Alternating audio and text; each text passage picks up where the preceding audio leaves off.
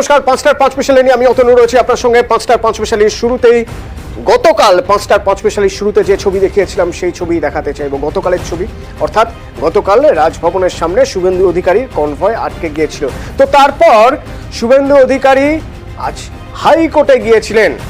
High court থেকে জানানো হলো, আদালত জানিয়ে দিল শুভেন্দু অধিকারী রাজভবনে যেতে পারবেন, কিন্তু সেক্ষেত্রে দুটি বিষয়: এক, নতুন করে অনুমতি নিতে হবে; দুই, পুলিশের শর্ত মানতে হবে। কি সেই শর্ত জানবো। আমার সঙ্গে অর্ণব রয়েছেন। অর্ণব, আজ হাইকোর্টে কি হলো? বিচারপতি অমৃতা সিনহা নির্দেশ দিলেন এবং সেক্ষেত্রে পুলিশকে শনাক্তকরণে সাহায্য করার যে শর্ত, সেই শর্ত মেনে শুভেন্দু অধিকারী, রাজ্যের বিরোধী দলনেতা, আক্রান্ত বিজেপি পরিবার, লোকসভা ভোট পরবর্তী অশান্তির শিকার যারা, তাদেরকে নিয়ে রাজ্য ভবনে রাজ্যপালের কাছে যেতে পারবেন। এবং এক্ষেত্রে শুভেন্দু অধিকারী গতকাল ঢুকতে পারেননি। তার অভিযোগ ছিল পুলিশ আটকে দিয়েছে, পুলিশ অতি সক্রিয় ছিল। পুলিশের ভূমিকা, রাজ্যপাল অনুমতি দেওয়ার পরও, রাজভবনে অনুমতি লেটার দেখানোর পরও পুলিশ কোনো সদর্থক পদক্ষেপ না করে তাদের আটকে দেওয়া হয়েছে। এক্ষেত্রে রাজ্যের অ্যাডভোকেট জেনারেলের যুক্তি যে রাজভবন সূত্রে পুলিশের কাছে খবর পৌঁছয় যে শুভেন্দু অধিকারীর সঙ্গে আক্রান্ত বিজেপির সমর্থক যারা রয়েছেন, শুভেন্দু অধিকারী যাদের দাবি করছেন আক্রান্ত বলে, তাদের ভিতরে প্রবেশ করতে দিতে হবে। কিন্তু কোন মানুষ, কতজন মানুষ যাবেন শুভেন্দু অধিকারীর সঙ্গে, সেই চিহ্নিতকরণের জন্য পুলিশ যখন অনুসন্ধান প্রক্রিয়া শুরু করে, সেই প্রক্রিয়া অসম্পূর্ণ থাকার কারণেই গতকাল ঢুকতে পারেননি শুভেন্দু অধিকারী। এবং 4:40 নাগাদ তিনি পৌঁছান। তারপর যখন অনুসন্ধান পর্ব চলছিল, সেই অনুসন্ধান পর্ব পুলিশের চলাকালীনই শুভেন্দু অধিকারী সেখানে সাংবাদিক সম্মেলন করে তিনি ফিরে যান। এক্ষেত্রে শুভেন্দু অধিকারীকে যদি অনুমতি দেন, শুভেন্দু অধিকারীর ক্ষেত্রে রাজ্যের বারবারই তাকে সহযোগিতা করেছে, কারণ তার রুট লাইন থেকে আরম্ভ করে যেহেতু তিনি গেট প্রোটেক্ট, তাই তার সমস্ত নিরাপত্তার ব্যবস্থা করা, তার কাঁথির বাড়ি থেকে রাজ্যের যে কোনো প্রান্তে তিনি পৌঁছান না কেন সেটা রাজ্য করে থাকে। এক্ষেত্রে শুভেন্দু অধিকারী রাজভবনে ঢোকা নিয়ে কোনো সমস্যা পুলিশের ছিল না, তিনি ঢুকতেও পারতেন, সেটা কোনো সমস্যার জায়গা নয়। কিন্তু শুভেন্দু অধিকারীর সঙ্গে কোন 200 জন 100 জন ঢুকবেন, তারা গাড়ি নিয়ে ঢুকবেন কিনা, সেটা জানার জন্যই অনুসন্ধান পর্ব চলাকালীন একটি সমস্যা হয়। কোথাও একটা কমিউনিকেশন গ্যাপ ছিল, তাই এই প্রক্রিয়াটি করা যায়নি সম্পূর্ণ। তাই পুলিশের মাধ্যমে, যেহেতু 13 তারিখের অনুমতি ছিল রাজভবনে ঢোকার, রাজ্যপালের সঙ্গে কথা বলা আক্রান্ত পরিবারকে নিয়ে শুভেন্দু অধিকারী, 13 তারিখ কেটে গিয়েছে। নতুন করে আবেদন রাজ্যপালের কাছে করতে হবে। রাজ্যপাল যদি অনুমতি দেন, সেই অনুমতি পত্র এবং শনাক্তকরণ, সেটা শুভেন্দু অধিকারী মনোনীত কোনো ব্যক্তি, শুভেন্দুর সঙ্গে যারা যাচ্ছেন সেই সংখ্যাটা বা ব্যক্তিদের নির্দিষ্ট করে দিলে পুলিশ তাদের ঢুকতে দেবে, এমনটা জানানো হয়েছে। একই সঙ্গে আদালতে এটাও সামনে আছে, শুভেন্দু অধিকারী নতুন করে রাজভবনে রাজ্যপালের সাথে আক্রান্ত পরিবারকে নিয়ে সাক্ষাৎ করার জন্য ইতিমধ্যেই আবেদন করেছে নতুন করে রাজভবনের কাছে, এবং সেই অনুমতিপত্র এলেই, সেক্ষেত্রে আজ হয়তো নয়, কাল বা পরশু বা যে কোনো দিন রাজভবনে সে সাক্ষাৎ হতে পারে পরিবার। ধন্যবাদ অর্ণব। সেক্ষেত্রে একটা প্রশ্ন থেকেই যাচ্ছে, রাজভবনের সামনে বুধবার থেকে ধর্নায় বসবেন বলেছিলেন শুভেন্দু অধিকারী, তাহলে সমস্যা কি মিটে গেল? তাহলে তিনি কি আর ধর্নায় বসছেন না? আমার সঙ্গে রয়েছেন ভেঙ্কটেশ্বর প্রতিনিধি। ভেঙ্কটেশ্বর, তাহলে আর তো ধর্নায় বসছেন না শুভেন্দু অধিকারী, কি ধর্নায় বসবেন তাহলে আর?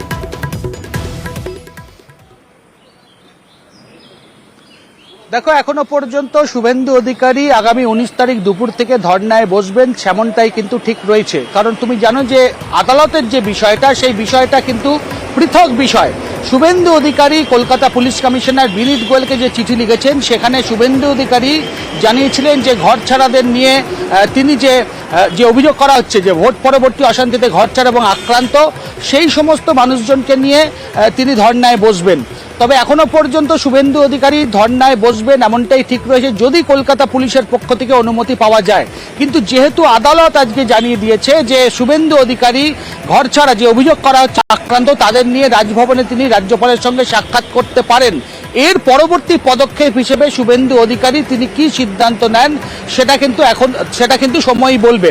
কিন্তু শুভেন্দু অধিকারীর যেটা বক্তব্য, যে ভোট পরবর্তী অশান্তিতে বিজেপি কর্মী সমর্থকরা ঘরছাড়া হয়ে রয়েছেন, আক্রান্ত হয়ে রয়েছেন, যে অভিযোগ করা হচ্ছে, তারপরেও প্রশাসনের পক্ষ থেকে কোনো ব্যবস্থা নেওয়া হচ্ছে না। মূলত তার নিশানা তিনি নিশানা করছে রাজ্যের শাসক দলকে।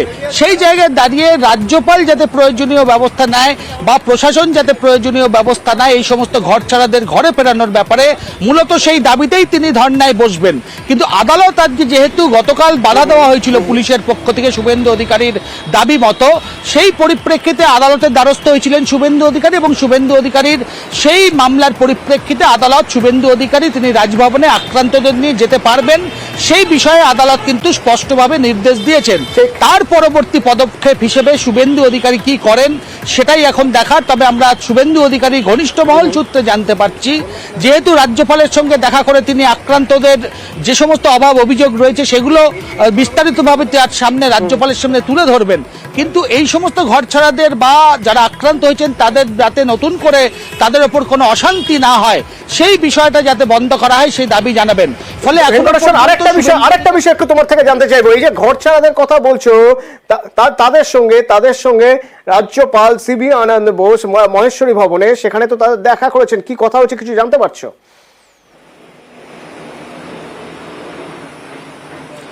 দেখো, রাজ্যপাল সিভি আনন্দ বোস মাহেশ্বরী ভবন অর্থাৎ বিজেপি উত্তর কলকাতার যে কার্যালয় তার ঠিক উল্টো দিকে মাহেশ্বরী ভবন, সেখানে ভোট পরবর্তী অশান্তির পর থেকেই সেখানে বেশ কয়েকজন ঘরছাড়া বা যারা আক্রান্ত তাদের সেখানে রাখা হয়েছে, যেটা বারবারই বিজেপির পক্ষ থেকে বলা হয়। কিন্তু মাহেশ্বরী ভবনে যারা রয়েছেন তারা মূলত জয়নগর এবং সন্দেশখালী এই সমস্ত এলাকা। কিন্তু শুভেন্দু অধিকারী বা বিজেপি নেতৃত্বে যেটা অভিযোগ, শুধুমাত্র মাহেশ্বরী ভবন নয়, রাজ্যের এমন অনেক জায়গা আছে যে আস্তানাতে যে সমস্ত ঘরছাড়াদের রাখা হয়েছে তাদেরকে সেফ প্লেস হিসেবে, যাতে সেখানে নতুন করে তাদের ওপর কোনো অশান্তি না হয়।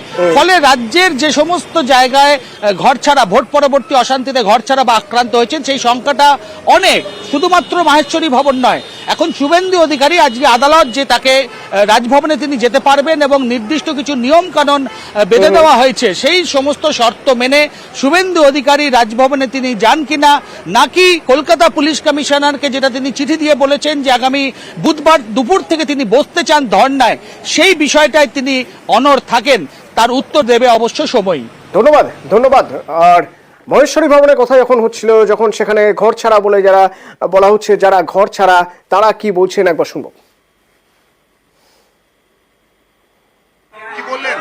বললেন যে এর বিষয়ে আমি সুস্থ মীমাংসা করার ব্যবস্থা করব, রক্ত হতে দেবো না পশ্চিমবাংলায়। আমি আজ 7 বছর বাড়ি ছাড়া লুকিয়ে চুকিয়ে বাড়ি থাকি, ভোটের সময় যাই, 21-এ ভেঙেছে, 19-এ ভেঙেছে, 24-এ ভেঙেছে। আমি দাদা, আমার অপরাধ হলো আমি ভারতীয় জনতা পার্টিটা করি। আমি সমস্যা যে আমরা বিজেপি পার্টি করছি, এই জন্য টিএমসির হাজমত বাহিনীরা অত্যাচার চালাচ্ছে, এলাকা জুড়ে তাণ্ডব চালাচ্ছে, কারোর ঘর ভেঙে দিচ্ছে, কারোর দোকান লুটে নিচ্ছে, আমার ভেড়ি লুট করে নিয়ে গেছে। কি বললেন রাজ্যপাল? উনি দেখবেন বলেছেন, আশ্বাস দিয়েছেন আমাদের। ঠিক কি বললেন রাজ্যপাল, শোনাবো আপনাদের। I have heard the victims. That is one version of the story. I would like to be fair in my approaches and comments. Let me also listen to what government has to say. I have asked for a report. I'll give them a few more hours. After listening to the government side, then I will give you my considered opinion today. In one word, I will say shocking. Kunal Ghosh কি বলছেন? রাজ্যপাল মহেশ্বরী ভবনে গিয়েছেন, যারা ঘর ছাড়া তাদের সঙ্গে দেখা করেছেন, কথা বলেছেন, কি বলছেন কুণাল ঘোষ শুনুন। রাজ্যপাল নিজের পার্টি কলিগদের কাছে গেছেন, উনি ভারতীয় জনতা পার্টির ব্যাজ বুকে নিয়ে ঘোরেন, তো ফলে ওনার পার্টির নাটক ফেল করছে, ফ্লপ করছে। তো সেখানে রাজ্যপাল সেই জায়গায় তিনি তার পার্টির সতীর্থদের সঙ্গে মঞ্চে অবতীর্ণ হয়েছেন, মুখোশ খুলে রাজনীতিতে নেমেছেন। ওদিকে উত্তর ভাসছে আর এদিকে প্যাচ প্যাচে গরম দক্ষিণে বর্ষা কবে? অবশেষে দিনক্ষণ জানালো হাওয়া অফিস, কবে বর্ষা জানতে একটু অপেক্ষা করুন, বিরতির প্রসঙ্গে থাকুন।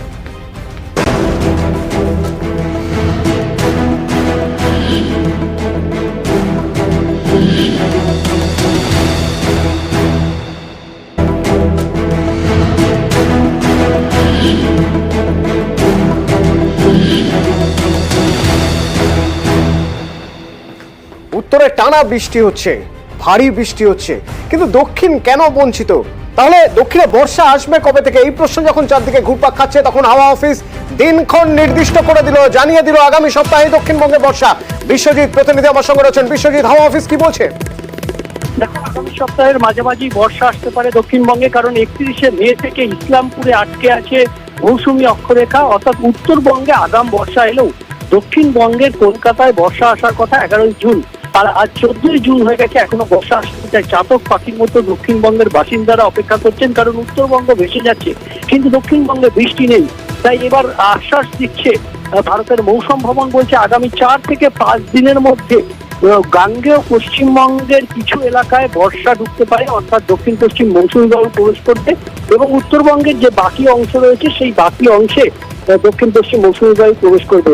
অনুমান করা যাচ্ছে, আলিপুর আবহাওয়া দপ্তরের বিজ্ঞানীরা বলছেন 18 থেকে 20 জুন এই সময়টার মধ্যে, অর্থাৎ মঙ্গলবার থেকে বৃহস্পতিবার, সম্ভবত বুধবার বর্ষা আসতে চলেছে দক্ষিণবঙ্গে।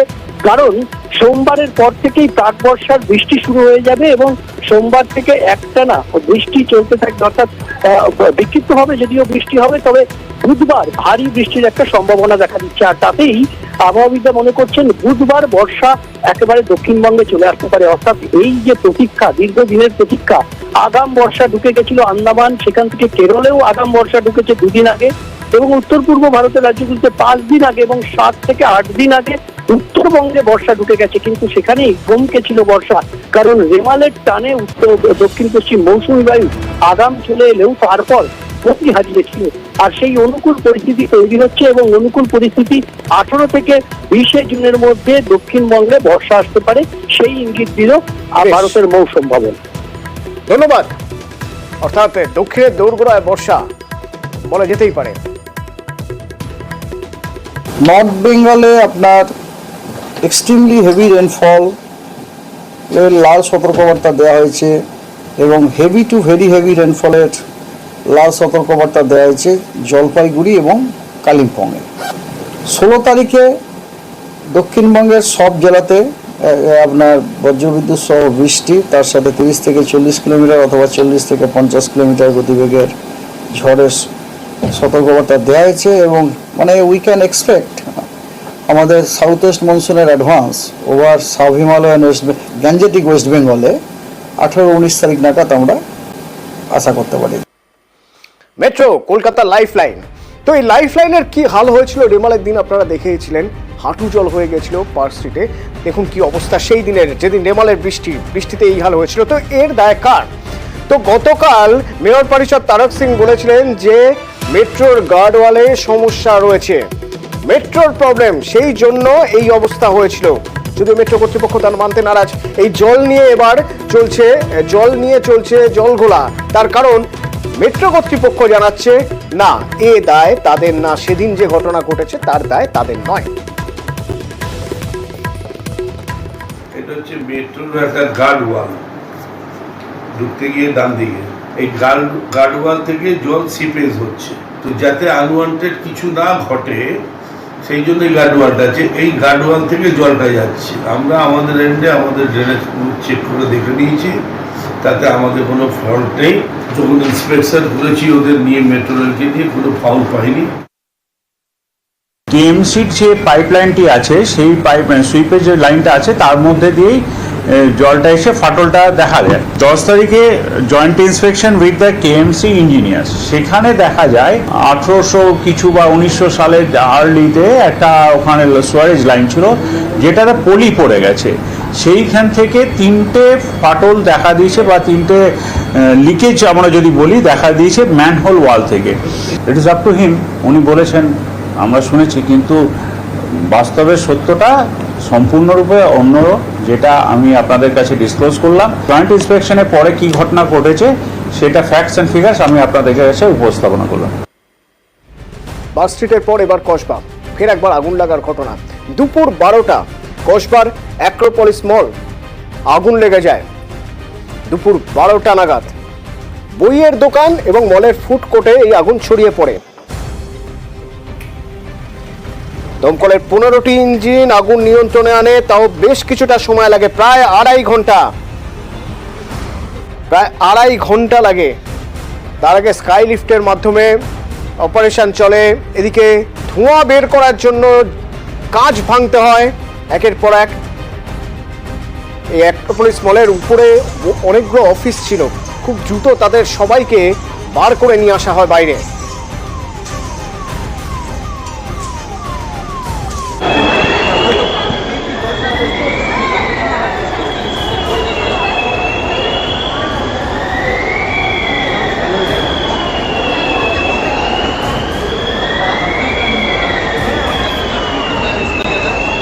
ঠিক সেই সময় যারা ছিলেন সে সময় সেখানে,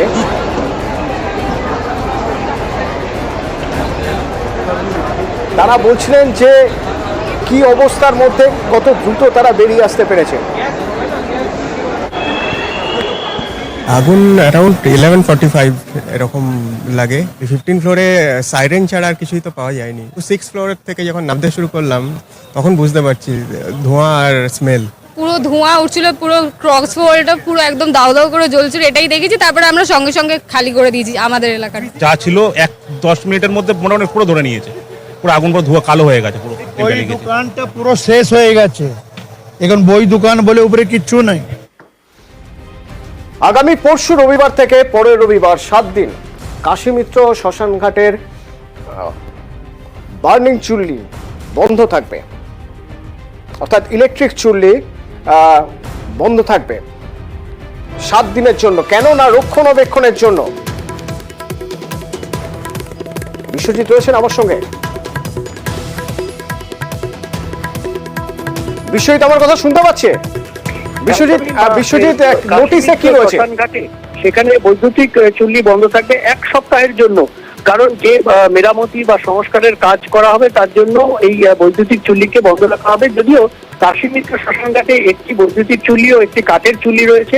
কাঠের চুল্লির যে পরিষেবা সেটি স্বাভাবিক থাকবে, কিন্তু বৈদ্যুতিক চুল্লি নিয়মিত সংস্কার করতে হয়, নানান কাজ থাকে, এবং সেই যে বৈদ্যুতিক চুল্লি সংস্কারের কাজ এবার একটু বেশি সময় ধরে করতে হবে, কারণ একটু ড্যামেজ পরিলক্ষিত হয়েছে, এবং এই যে ড্যামেজ হয়েছে সেটা রিপেয়ারিং এর জন্য 16 তারিখ অর্থাৎ 16ই জুন রবিবার সকাল 8টা থেকে একেবারে 23শে জুন সকাল 8টা পর্যন্ত এই শ্মশানঘাট অর্থাৎ কাশীমিত্র শ্মশানঘাটের যে বৈদ্যুতিক চুল্লি সেই চুল্লি বন্ধ থাকবে। তবে কাঠের যে চুল্লি তার পরিষেবা কিন্তু সেই সময় চালু থাকবে, এমনটাই জানিয়েছে কলকাতা পুরসভা। ধন্যবাদ অতুল।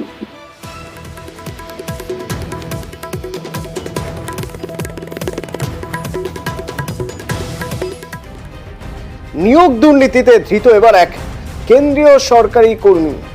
সিআইডির হাতে ধৃত নিয়োগ দুর্নীতিতে কেন্দ্রীয় সরকারি কর্মী, তার নাম পাপাই দাস।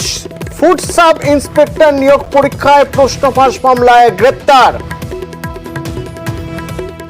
কেন্দ্রীয় সরকারি কর্মী শঙ্কর বিশ্বাস এবং পাপাই দাস নামে আরো একজন গ্রেপ্তার। আমার সঙ্গে অমিত রয়েছেন। অমিত, কেন্দ্রীয় সরকারি কর্মী যিনি সিআইডির জালে, তিনি কিভাবে ঘটনার সঙ্গে জড়িত বলে অভিযোগ? দেখো, ইন্ডিয়া অডিট অ্যান্ড অ্যাকাউন্ট ডিপার্টমেন্টের তিনি অডিটর হিসেবে কাজ করতেন এই শঙ্কর বিশ্বাস, যার কল্যাণীতে বাড়ি। তাকে পিএসসির মাধ্যমে যে ফুড সাপ্লাই ডিপার্টমেন্টের সাব ইন্সপেক্টর পদে যে নিয়োগ করা হয়, সেই পরীক্ষার নিয়োগ সংক্রান্ত প্রশ্ন ফাঁসের মামলাতে কিন্তু গ্রেফতার করা হয়েছে শঙ্কর বিশ্বাসকে, এবং তিনি এই র্যাকেটের মূল মাথা বা মেইন প্রাইম অ্যাকিউজ বলে কিন্তু সিআইডির তরফে বলা হচ্ছে। সেক্ষেত্রে শঙ্কর ছাড়া পাবাই বলে আরো একজনকে গ্রেফতার করা হয়েছে, তার বাড়ি নদিয়ার পুরিয়ায়। গতকাল সিআইডির তরফে তল্লাশ অভিযান চালানো হয়েছিল এবং দুজনকে গ্রেফতার করা হয়েছে, এবং ইতিমধ্যে দুজনকে আলিপুর আদালতে পেশও করা হয়েছে, নিজেদের হেফাজতে যে আবেদন করা হয়েছে সিআইডির তরফে। এবং এই ব্যক্তি অর্থাৎ যিনি কেন্দ্রীয় সরকারি কর্মচারী, তার কিভাবে যোগসূত্র, কিভাবে সে র্যাকেট চালাতো, এই বিষয়গুলো তদন্ত করে দেখা হচ্ছে, এবং প্রাইম অ্যাকিউজ তাকে বলা হচ্ছে তাহলে। এবং সিআইডির তরফে যেটা জানানো হচ্ছে যে এই ব্যক্তি যার কাছে প্রশ্নপত্র চলে আসছে এবং তিনি সেই প্রশ্নপত্র সলভ করে অ্যান্সার উত্তর তৈরি করে সেই উত্তরগুলো হোয়াটসঅ্যাপের মাধ্যমে পরীক্ষার্থীদের কাছে পাঠিয়ে দিতেন। সেক্ষেত্রে এই যে র্যাকেট যে চক্র চলতো, সেই চক্রের মাথা হিসেবে তাকে বলা হচ্ছে। সে তার যোগসূত্র কিভাবে, সেই পুরো বিষয়টা কিন্তু তদন্ত করে দেখা হচ্ছে সিআইডির তরফে, এবং এই চক্রে আর কারা কারা যুক্ত রয়েছে সমস্ত কিছু তদন্ত করে দেখা হচ্ছে। এবং সিআইডির সূত্রে খবর, কয়েক মাস আগে বেশ কয়েকজন পরীক্ষার্থী স্টেটমেন্ট থেকে এই পাপাই দাস এবং শঙ্করের কিন্তু তথ্য পেয়েছিলেন সিআইডি কর্তারা। ধন্যবাদ।